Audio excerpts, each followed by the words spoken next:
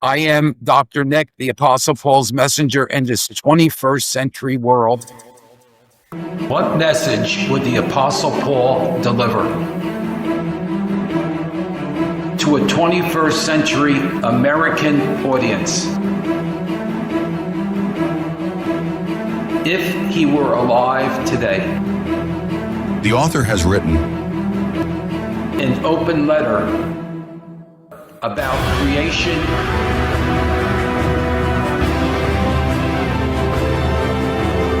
and life.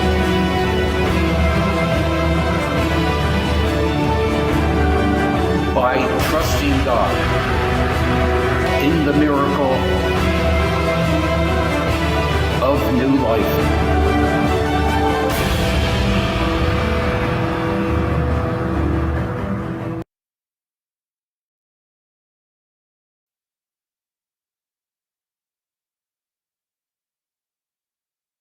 We've just seen a captivating window into his message. We are honored to hear from a man whose work bridges faith, reason, and the pressing questions of our time. Dr. Nick, founder of the podcast, The Apostle Paul's Messenger, is a theologian, a scholar, and communicator, bringing the Apostle Paul's timeless message into today's world. He holds a PhD in education leadership and a master's degree in theology and sociology. This rare combination allows him to think deeply about important moral questions, while also seeing them through a spiritual lens. Dr. Nick is also the author of the letter of Paul to the Americans, Creation and a Culture of Life for a 21st Century America. And now, the reason we're here, the science behind when human life begins. Dr. Nick will guide us on a journey where science defines what you thought you knew about life, challenging our assumptions, sharpening our thinking, and revealing the beauty and dignity of human life like never before. Prepare to be informed, inspired, and moved. Please join me in giving a warm welcome to Dr. Nick, the Apostle Paul's Messenger. There's a lot of things to talk about when it comes to life. But one of the things that I really felt needed to be said is that I used to talk to people. People would talk to me. I would talk to them. When does life begin? Well, some people will say life begins, and I've heard this said too many times, when the baby's born. But before that, it's not a life, right? Some people think, well, at 21 weeks of gestation, a child that they're born prematurely can survive the premature birth. Okay, it's full of time of viability. Okay, so some people say, well, human life begins at viability, which is 21 weeks. Okay, other people say things like human life begins with the heartbeat. Okay. Somebody else will say with the brainwave. Okay. But in fact, and I'm going to show you tonight what an international study has shown, and also what some of the other people in the medical field have reported, that human life begins absolutely at the point of fertilization. The whole idea of fertilization, actually, there have been studies that have been published in peer-reviewed journals in biological and life science literature since going back to 1942, that published articles that represent a biological view that human life begins at fertilization. This is nothing new to the medical community at all. Have you heard anything about on the media, in church sometimes when human life begins at fertilization? No. I mean, no one's really talked about it because you know what? It's almost like it's taboo. They don't want to offend anybody in church. They don't want to offend anybody anywhere. I belong to a beach club, and I was telling some of the girls, young girls that work there, I gave them my business card and I said, you know, look at my podcast. I told them about the abortion pill. Oh, we can't talk about that. We were told not to talk about anything that's controversial. I can't talk to you about it. So, you know, what happens is that whole mentality turns into nobody says anything and nobody learns anything and nobody changes. And that's why I go out and talk, because I want to be able to communicate the truth, but I also want to let you know, don't be afraid to open your mouth and don't be afraid to tell the truth, because there's got to be some group of people that do that, not in an offensive way. You want to talk and respect people. Okay. So basically that fertilization view has been, you can see there, uncontested by editors, reviewers, and authors who contribute to scientific journals. As a result of people not knowing when human life begins, there's a gentleman, his name is Stephen Andrew Jacobs. Look at his credentials. He's a lawyer and he has a PhD. He got his law degree from Northwestern University in 2016. And then he got his PhD in human development in 2019. So from what I gather here, he went to law school, he got his JD, and then he went right on and got his PhD after that, because it takes a couple of years to do that. And you have to do research and all that stuff. So there was no way he could have been holding a full-time job as a lawyer and then go on and get a PhD. I don't think, unless he was so bright that he was able to handle two things like that. Okay, now what he decided to do, he was in the University of Chicago School of Human Development. He knew from various public surveys that, and let me give you some examples. These are not all in the same survey, okay? There was one survey that was done, and they asked people, when did they thought human life, and I'll read it. To research on public understanding has revealed that generally 38% of Americans view fertilization as the starting point of human life. What does that tell you?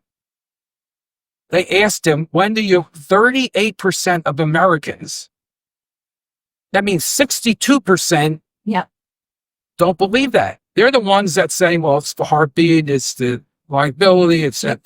Okay. So that was interesting statistic for him. Okay. The other thing is, some people say, well, that whole view is not medical. It's not a medical view. It's a philosophical or religious belief that human life, that 45% believed that believing that human life begins at fertilization is more your philosophical thinking or your religious, growing up in the religious environment. And that's what's influencing your thinking. But it's not medical. Well, the truth is, that's just the opposite. And I'm going to show you in a few minutes, okay? And this is what really interests me. Public health and IVF professionals affirm that only 46% of people that work in the public health field or in vitro fertilization professionals affirm the fertilization view. But this really, I think, is a contradiction, because in vitro fertilization, they take the semen and the egg and they join them up and they try to create an embryo that is going to be implanted in the woman. Well, they have to believe that whole process started with the fertilization situation, right? But they don't believe that that's really the beginning of human life. See, they know it's the beginning of something, but they don't necessarily believe it's the beginning of human life. So what did Mr. Jacobs do? He said, well, let me find out what medical professionals are actually the best specialty. What medical specialty would know when human life begins? Of all the pediatrician, you have a gynecologist, you have internal medicine, you have a nephrologist, you have all kinds of people in different specialties, okay? So I guess he gave a whole list, all right? And what came out first was people that were biologists have been recognized as the most medically qualified experts. Clinical biologists were identified, okay? So what Mr. Jacobs decided to do, he identified, I figure about 50,000 people, 50,000 cellular biologists throughout the world, okay? And he wrote to them and asked them if they would want to agree to be part of a study that would examine when human life begins, okay? Now, he got 5,577 cellular biologists that agree to be part of the study, which is about, from what I've read, it's about, what he got back was about 12% of his larger audience, okay? So 12% of a survey is a very good percentage, because in the direct mailing world, where you send out thousands of mails and you expect some kind of return, it usually runs about 3 to 5%. If you get 10%, you're really doing good. But for him to get 12% of cellular biologists throughout the world to agree to be part of the study, that's pretty solid, okay? So, and where did those cellular biologists come from? The 5,577 were from 86 different countries, okay? And they worked in one of 1,058 different medical research universities. So they spend their day looking in a microscope and look at, the activity that goes on in the little petri dish that they're looking at, okay?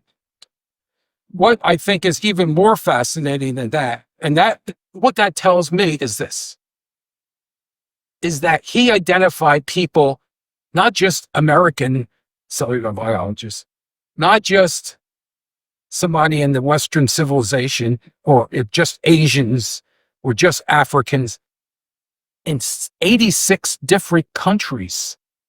So that's spread throughout the global world, all right? And 1,058 different universities. So these people they don't even know each other, all right? So what he tried to find out was a little bit about them as persons, okay?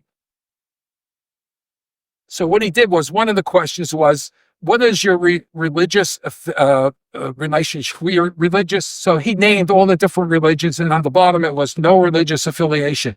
63% of those 5,507 cellular international biologists said that they had no religious affiliation, zero, okay? That's not a good sign, because he's going to try to find out when human life begins to people that don't have any religious, the only thing they think of is medical, which ended up being the best situation, because their mind is only how science works, not about religion, okay? They don't wake up in the morning and say a prayer. They wake up and they go, where's my microscope? Okay, so now, 89% said they were politically liberal or progressive, which means that they don't have a conservative base. Okay, they don't function with a tradition behind them. They're always in the progressive realm of life. Okay, and 85%, they asked, are you pro-choice or pro-life? 85% said that they were pro-choice, which means they had no problem at all with abortions. Okay. Now, of that group, 5,337, that's the other number, okay, which is 96% of that group affirmed unequivocally that human life begins at fertilization. Now, if you go on my website, there's a section on documents. Right? Click that, and you'll see this study that he conducted. Okay, so you'll be able to read what he did and what he found, and how he identified that over 96% of somebody believe that fertilization being the beginning of human life. Okay, let me talk a little bit about this word petition, because when they look at that petri dish, they see. Has anybody taken Latin in school? How many years? I had 6. A long time. A long time ago, too. Okay. As soon as I saw that word, I knew exactly what it meant. Toti, T-O-T-I, that's the plural for totus, T-O-T-U-S, which is always, or, okay, total, always, okay. And of course, potency is it's always potent. It's always moving around. It's always alive. It's always, something's happening in it. It's a dynamic experience. Okay. So let me tell you what happens is when the DNA of the father and the DNA of the mother collide, right? There's this totipendency, this all-powerful ignition of energy that takes place. And to show you how human life is, each of those genes, okay, are programmed, or they know exactly what their job is to create a human being. Okay. And let me give you like an example. Some of those genes will go up and they'll form into a cluster up here. And this cluster here, their job is to create the circulatory system. Another set of genes, they automatically know they're going to start another cluster of the respiratory system. That's what they were made for. Another set of genes will go up and start another cluster of, saying the digestive system, okay, the reproductive system, the skeleton system. Whatever systems there are, those genes know what they were created to do instinctively. That's part of this totipendency, this beautiful act of creation. All right. It can't be a mistake. Some people say, well, it's just, it's happenstance, or it's, just to draw. It's like God never was any part of this at all. Okay. So at some other point, and this they call blast site, that's the medical term. All of those different clusters know that they have to now come together and work together and form a human body. That is how the human body forms. Starts with all these separate clusters, and then the genes know that, okay, now that we did our job and we actually developed the circulatory system, or we actually developed the respiratory system. We did our job, okay? And now we have to bring those different biological systems together and have them function. Just that act itself is a miracle. This whole totipendency, this whole act of bringing the various genetic qualities of the parents together and creating a human being is something beyond our imagination. There's just no way, but these cellular biologists can see that. And because they can see it, they knew and one thing you missed, Tom, was that he did a study of cellular biologists internationally, and 96% of them said that human life begins at fertilization, even though they were non-religious, they were politically liberal, they were, what else did I say, pro-choice. Okay.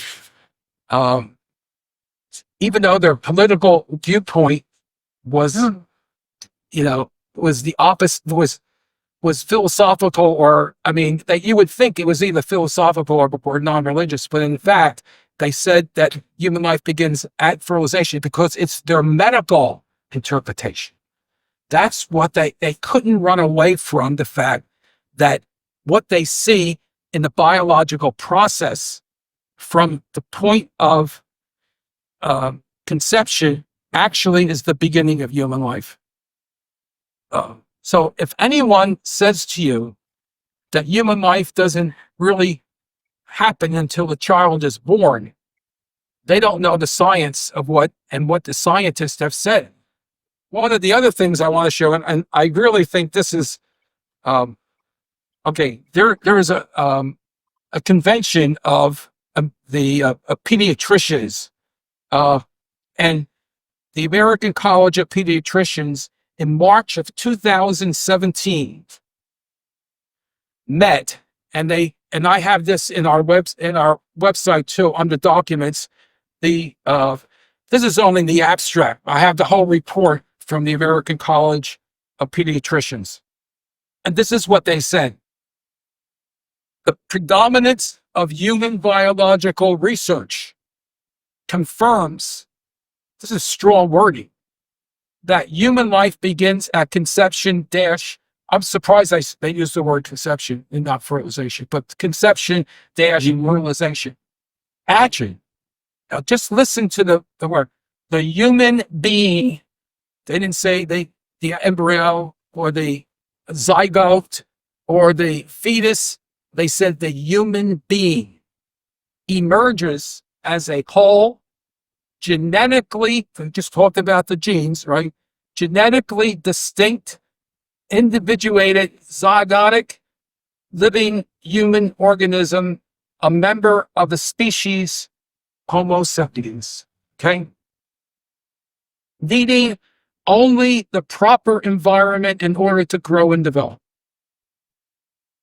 That's pretty, I mean, what more can you say that? That's a whole research paper. This is just the abstract, okay? The difference, and I highlighted this in red because I like this. The difference between the individual in the adult stage, which are the parents, and its zygotic stage, which is all those cells developing, okay, is one of form, not nature. One is only in a primitive form as opposed to the adult, which has matured physically to some point. Okay, so their form is different, but their nature, despite their form, their nature is Homo sapiens. Their nature is a human being, right from fertilization. The statement focuses on the scientific evidence of when individual and human life begins. Okay, so how many people think that that's you know what I should do? And I'm going to recommend it to you because I was just thinking about it. I should print this and put it in my wallet. And when somebody says to me, that's a good idea, isn't it? Print it and fold it up nice, put it in your purse or your wallet. And when somebody says, it's not a person until it's born. Oh, really? I have something here. I want you to read it, okay? We don't have to discuss it, but just read it, and then hopefully you'll understand if you don't understand what they're saying, you ask me, I'll tell you, okay? You can't go wrong because it's not me saying it. It's not somebody in my church saying it because they have a religious perspective that human life begins at conception. Okay. It's a scientific reality. That's what it is. undisputed scientific reality.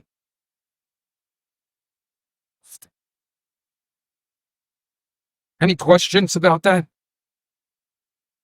Pretty straightforward, isn't it? I'm impressed that they didn't even use the word fetus. Yeah. Well, that's what is interesting, is that they didn't use, there's a lot of embryo, zygote. What I did use, in this case, they didn't use the words zygotic, living human organism, but it says human organism. Okay. Human. I love But it's human, it's human being, because they Oh, said that at the beginning. Confirms that human life begins at conception. Okay. So that's a good point. But they didn't say zygote. They didn't say, in the other study that we're talking, they didn't use the word zygote or embryo or fetus. They said a human being as well. So you not only have an international group of cellular biologists confirming that human life begins at the point of birth, despite their personal, religious, political, sociological belief system. Despite that, they are emphatically know that from a scientific point of view, there's no disputing it. It's because it's just reality. Okay. Let me add something to this. There was and you know what I should have brought, maybe I will publicize it in my website too. There was a meeting of some of these cellular biologists with in the congressional hearings. They did the whole thing, and they were trying to find out what these individuals thought. And some of these people that reported to the Congress were people that were part of the study. Okay. And it is amazing. There was one person, a gentleman, who was emphatically against the pro-life movement. But he said in Congress, but there's no disputing the fact that human life begins at fertilization. Planned Parenthood knows that. It's not an issue of when human life really begins from a side. It's a matter of choice. You see, even though we know that's a human being, but you might have a struggle in life that might justify why you don't want to have that child. The struggle might be is that I'm 18 years old and I just got, told that I was admitted into Harvard University and I want to be a doctor. And here I am pregnant. I'm planned pregnancy. What am I going to do? So, those things are emphatically real. Okay, you can't run away from that. This is reality. So that's why Planned Parenthood thinks that they're providing a service to people. Right? That's not really, well, I don't know. I don't believe that's a service that I would support. It's a disservice. Well, this What is service, that? yeah, because a lot of, and in my book, you'll find out in the back I have some women that I interviewed and spoke to that had abortions. In one case, one woman, her name is Mary, had 3 abortions. Okay. And then she felt, oh, why the heck did I do something like that? She started feeling really bad about it. But she said she went through years of alcoholism, years of being unhappy, being miserable.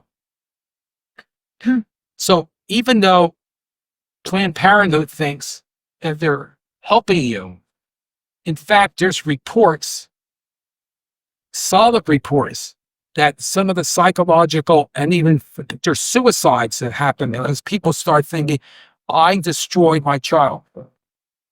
What's even worse is the abortion pill. Does anybody know about the abortion pill? Raise your hand if you know anything. Just that there is one out there in the market. Okay. Do you know what it does? It makes the what having a DNC just Okay. I'm going to explain a little bit more as well. So like poisoning your baby. it's what? Poison. Oh, of course. Okay. What happens is there's If you go on my website, episode 7, 8, 9, and 10, 7 and 8 is going to tell you the political history of how this pill was approved by the FDA. It was all a political decision. The name of the pill is mifepristone. You know what mifepristone does? It grabs a hold of progesterone, a natural hormone that women produce. And as those, when the child is conceived, this genetic, the genes of that mother, knows already, we got to get some progesterone, big shot of progesterone into the uterus to feed that baby. So what this doctor, an endocrinologist in France, did in 1980 was he created a pill that would grab a hold of the progesterone and destroy it. So as the progesterone's coming into the woman's uterus, it grabs a hold of the progesterone. It knows exactly what to do. Just grab that progesterone and destroy it. Well, the baby doesn't get nourished, doesn't get fed. Okay, that's the first pill. Now, I have some literature here that there have been reversals of that. When a woman takes, some women have taken that first pill. Okay, then you have to take the second pill that does the same thing, grabs a hold of progesterone. But after the first pill, they had doubts about what they just did. And there have been Coastline Women's Center here in Myrtle Beach, up in Myrtle Beach, has already treated women that came in and said, I took that first dose of mifepristone and I think my child might be dying. And what they do is they inject a slew of progesterone into her body to make up for what was destroyed. If you do it after the first pill is digested, there's a great chance that you could, and there have been children born from that reversal. Okay, but if 12 hours later you take the second pill, that's it. There's no way they can save the child at that point. Okay. So normally that procedure is 2 pills. 2 pills, one taken, and the other 12 hours later taken. Okay. Now what happens is, this unplanned pregnancy, this young lady has a dead baby in her uterus. Now, she's not in a hospital. She's not in a clinic. The way they have developed this politically is that you can order these things and have them delivered to your home. They'll order abortion pills, and you perform the abortion in the privacy of your home. Isn't that so sweet? Sorry. So the woman spends the next couple days in her bedroom and in her bathroom toilet. That's where she's going to spend her time. She's got a dead child in her uterus, and now I have to get rid of it. I have to eliminate it. How am I going to do that? There's another drug that comes in the package. It's called misoprostol. Okay, I'm not a doctor of medicine, so I don't say the words right. That creates severe contractions. So what happens is it opens up the cervix of the women and softens the cervix, I should say, and allows the contractions to happen and pushes out that dead child out of her uterus, through her cervix, through her vagina, and into the toilet. It's a bloody mess. And then if she looks down in the toilet, I hate to say it this way, people say, Nick, you're too descriptive. You got to be this descriptive because it's gross. The toilet is filled with blood and with a child there floating in the blood. And then the only choice she has now is to flush the toilet and to see it swirl and go into the sewage system. Question. This is Is then that also create bacteria and infections during. Well, what happens is because you're not in a medical environment, you're doing it at home. What has happened is that the woman doesn't know that she might have left some tissue in her uterus. You see, if you're in the doctor's office, they're going to examine you to see that and do a D&C or D&E to clean you out. But she's at home. She doesn't know. So she flushes the toilet, she takes a shower, she gets dressed, and now she goes about her life again. But in her body is tissue that she wasn't able to eliminate. And what happens is that turns into bacteria. There have been multiple cases of sepsis where women have died because that bacteria gets into your blood system and takes over your entire body, and you're dead. Okay? So it's a very dangerous situation. And I can't figure out why the government is allowing these pills to be taken in the privacy of your home. 68% of abortions today are chemical abortions. They're not surgical abortions. The other thing that they don't have to do is you don't have to go and get an ultrasound before you take these pills. Okay? Well, what's happened is some women have gotten pregnant, okay, but they don't know that the cells, okay, the embryo or the zygote, I would say at that point, gets stuck in the fallopian tube. It's called ectopic pregnancy. Okay. Well, what happens is that those cells now are stuck. They don't go into the uterus, and they keep on growing. And what happens is that your fallopian tube bursts, and that's an extremely dangerous situation. You get poisoned as a result of that, and people have died because they didn't. The thing I would say to somebody, if they want to do yourself a favor, even though I don't agree, go get an ultrasound first, please, if you think you're pregnant, because you want to know that child is not stuck in your fallopian tube, because you can go around for the next couple of days after you go through this procedure, and you really didn't kill anybody. You just you didn't do anything because there was nothing to do.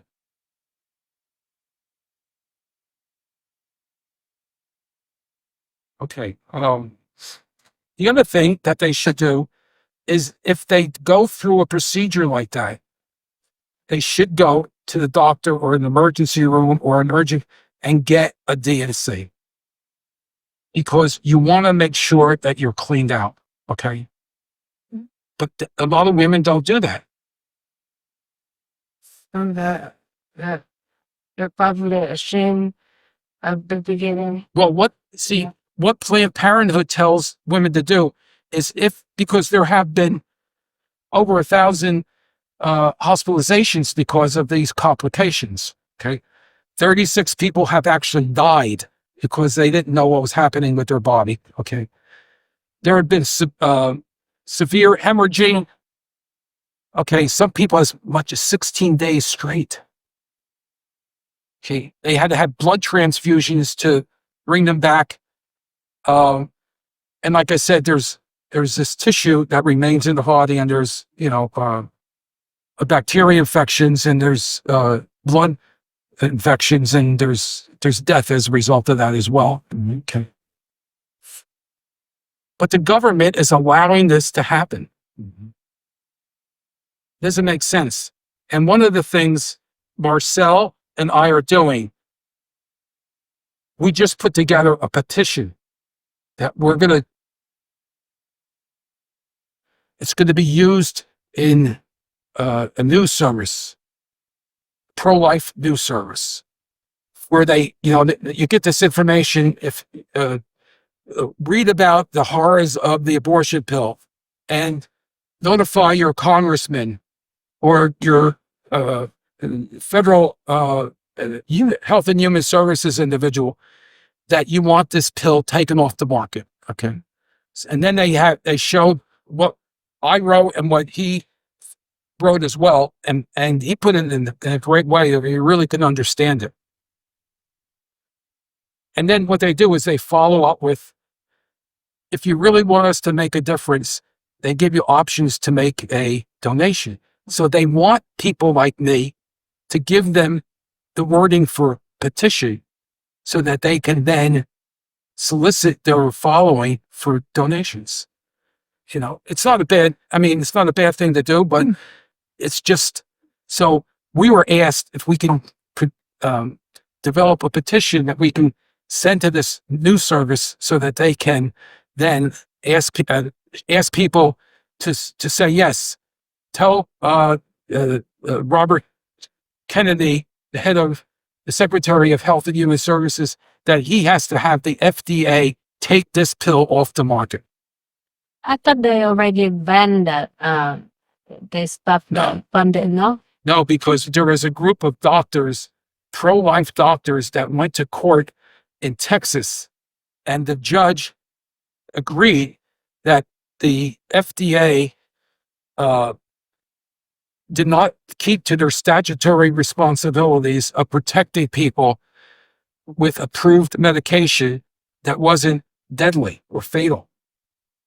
If Tylenol killed 36 people, Tylenol would not be, that wouldn't even get to 36 people.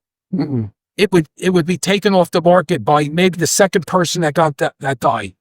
They would take it off the market. Okay. But yet, the abortion pill, 36 young women have died. And there's still, nobody's doing anything, allowing it to continue. Well, to them, it's a very small amount. Exactly. Well, I said, if it was Tylenol or Excedrin or something like that, they would immediately take it off the market. So to them, that's not a small amount, but it is a small amount when it comes to the abortion pill, because, how many women take this? 36 died. Well, things happen. Well, see, Could have been, other circumstances, influenced it. right. Plus, you can have a lawsuit against Tylenol a lot easier than you can have it against the government. Well, maybe that's the other part of it. That's a good You point. gotta have a lot of money. You gotta go after the government. Well, see, Tylenol has a business mind. They don't want to have bad press. And the real Tylenol story is when somebody died, they found out, well, that's why you have protective. Blades. And that's why it's covered with plastic. And then when you break the plastic and you take the cap off, then there's another thing that keeps it. That all came out of the Tylenol scale. Yes. Yeah. When people were putting cyanide in the Right. needle through the foil. Yeah. Probably didn't have foil back then either. Well, if you see any kind of penetration or opening, you should return it immediately. Okay. But that's not the case with the abortion pill. Because, like you said, we're the government. Sue us. Who cares? But Tylenol, they want to make a living. So what they did was they took all the Tylenol in the whole country and took them off the shelves. And they explained that there was somebody that maliciously did something. They apologized. They said, we took everything off and we're going to produce something that's going to be safe. And that's where these coverings and these wrappings came out of the Tylenol situation. And now everybody does it. So, well, thank God for that. The name of the book is The Letter of Paul. So the question is this, and you saw it before. If Paul were alive today, what would he say to the American? What issues would he deal with? Now, that's why I call myself the Apostle Paul's messenger, because in the book, in the beginning of the book, if you read some of the epistles, he says, greetings to the people in Corinthians, okay? And welcome my friend, somebody, he tells it some guy's name, okay? Who's my companion, all right? and we're going to be here. We're going to work with you. Well, in my book, I did the same thing. I said, I am Paul visiting the American community, and this is my messenger, Nick. And then at the end of the book, Paul always says, I'm leaving, but I'm going to allow Titus or Timothy or somebody else to stick around and to work with you and to help you while I'm off and running somewhere else. And what he says in my book is, I'm leaving and I have Nicholas here who's going to stick around and he's going to talk about things that I normally would talk about. And you could deal with Nicholas, right? He's my messenger. So I decided to start this podcast. And I wrote down on all of these pieces of paper the name of the podcast. And, I'm not comfortable with any of these names. I don't know what to call my podcast. You're Dr. Nick, the Apostle Paul's messenger. I said, you're right. That's who I am. That's right. So now I go around, and that's my brand now. That's my, my public persona is that I'm Dr. Nick, the Apostle Paul's messenger. Okay. So if I come up and say, greetings, I'm Dr. Nick, I'm not crazy. So chapter 1 in the book, the chapter 1 talks about God. Why did God create a human race? I mean, God is self-sufficient. He doesn't need a human race. Why would he even think, knowing that these people will do everything they can to reject me? Why would he create a human race? Because of love. And you might say, well, wait a minute. I don't understand that type of love. But you know you're going to get rejected. Why are you creating something that's going to, do that to you, right? Well, in a love situation, you want to do everything to the person you love, even though they're acting a little stupid, or crazy. Still love them for who they are. So you give them everything you have. And that's what God does. Even though he knew he would get rejected, he knew he would bring Jesus into the world to save us and give us a second chance and a second chance and a second chance. So God created us because he wanted to share his divinity with us. We have to know that we have the potential to experience, that we're not going to turn divine, because our nature is human and it's not going to change. But God's nature is divine, and he shares some of himself, his divinity, with us. When we experience goodness and happiness and contentment and love, guess what? That's because it's a gift from God. Also, to share paradise with us. Well, that's why he sent Jesus, because you would never have come to that conclusion unless Jesus died and free us from the grip of Satan, all right? So you can turn to Jesus, you can ask for forgiveness, and then you're moving along the journey now closer to your ultimate goal, which is total happiness, total perfection. The other point I make, using the word perfection, some people, did you know that there's a medical procedures called amniocentesis? Does anybody know what amniocentesis is? They look to see whether there's any kind of genetic deformity in the child, okay? 90% of the people that find out they're carrying a child that has deformities, 90% of those have abortions. So, I don't know what to say about that other than there's just so many things happening that we don't respect the sanctity and dignity of we don't respect our sanctity and dignity as individuals. If we knew that we were totally loved by God and that he created us to share his divine life with us, we wouldn't try to hurt anybody. because they're created in the image of God as well. We have to watch ourselves that we don't go around being hypocritical in our everyday life. And then this next one, chapter 4, talks about the American culture rejecting the Creator's plan.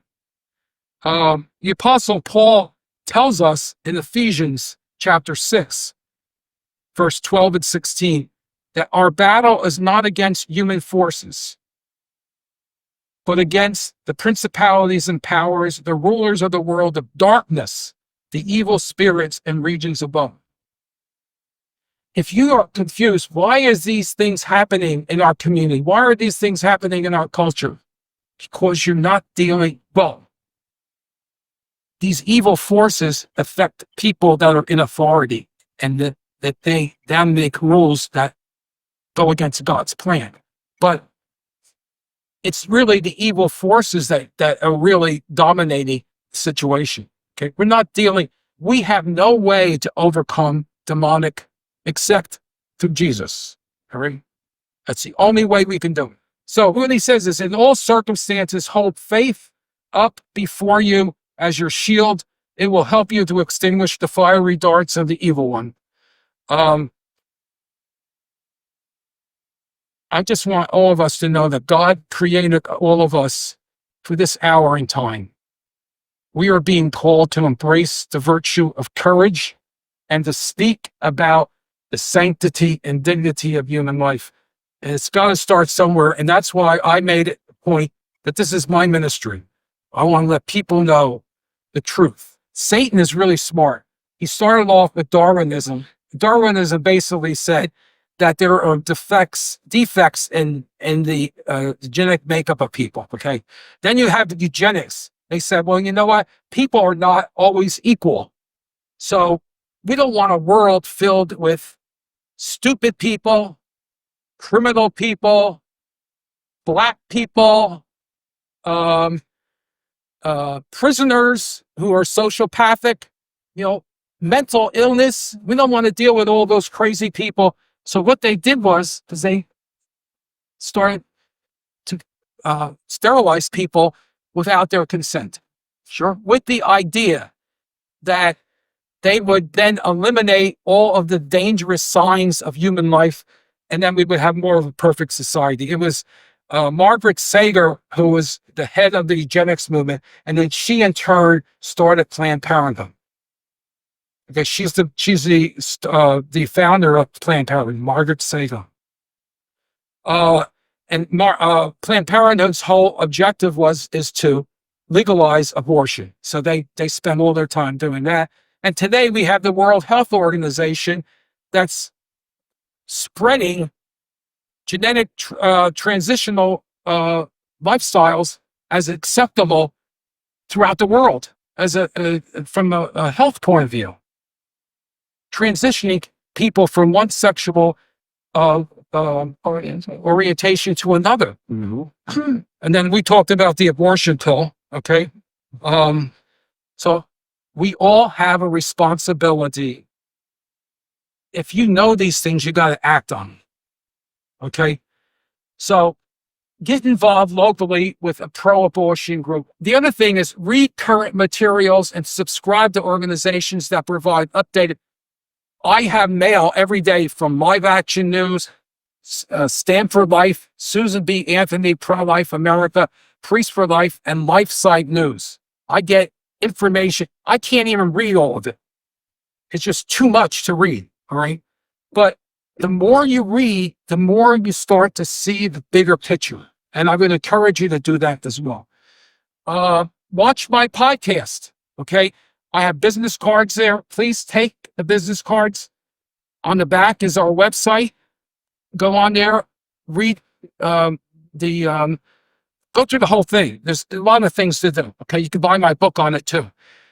And the reason why I'm promoting my book is because it is, if you want to really get down to the nitty gritty of what the pro-life movement really is, this is a fundamental book. This is not some big, elaborate description of life, the way like some of that I gave you tonight. This is just basic fundamentals, and that's a good starting point. So I would encourage you, if you have the book, to read it. Some people have the book and don't read it. Okay, please sign up. Give us your name and your email address. I have some, get the card, please. I have, with the book, I have bookmarkers over there. Look through some of the literature. The ones I would encourage you to look through are these two in particular. It's called RU486. This is the abortion pill, okay? And this is the reversal of the abortion pill. There's some other stuff you might find out more interesting as well. Okay, so educate yourself, friends, and family. Purchase the book. Pray daily.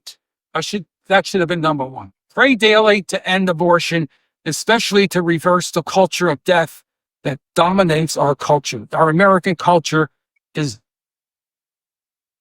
so sad that it's just, people just don't even, they just, well, you know what, that's just, that's them, that's not me. I wouldn't have an abortion. But yeah, we gotta learn more about what it does, I think. Visit the website, Dr. Nick, the Apostle Paul's Messenger.